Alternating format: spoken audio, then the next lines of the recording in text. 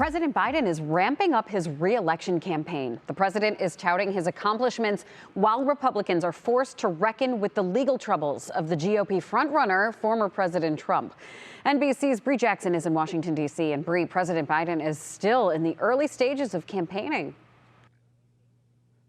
That's right. Good morning, Maureen. So over the weekend, President Biden held one of his first campaign events since launching his re-election bid. President Biden once again taking his campaign message on the road this week after holding his first major political rally in Pennsylvania Saturday. We've created 13 million new jobs since I became president. That's more jobs in a little over 2 years than any president's created in one 4-year term.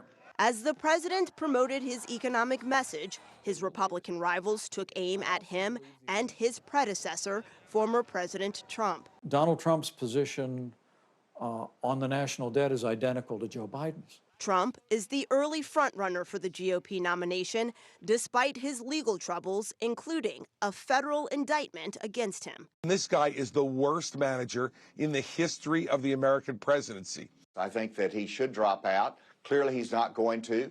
This is going to be decided by the voters. With a crowded field for voters to choose from, other conservative candidates are seeking to separate themselves from the pack. We've developed a culture of losing in this party where we've had 3 successive elections with substandard results. We're not talking about red or blue, black and white. We're talking about the future, not the past. I provide the necessary incentive to bring people to the table so that we get the job done. Presidential candidates hitting the campaign trail with the same goal in mind, convincing voters they're the best pick for the job. And today, President Biden holds a number of campaign events in California and will deliver remarks about his administration's efforts to combat climate change. Maureen? And Bree, I know it's early, but what are the president's prospects for re-election looking like right now if Donald Trump is the Republican nominee?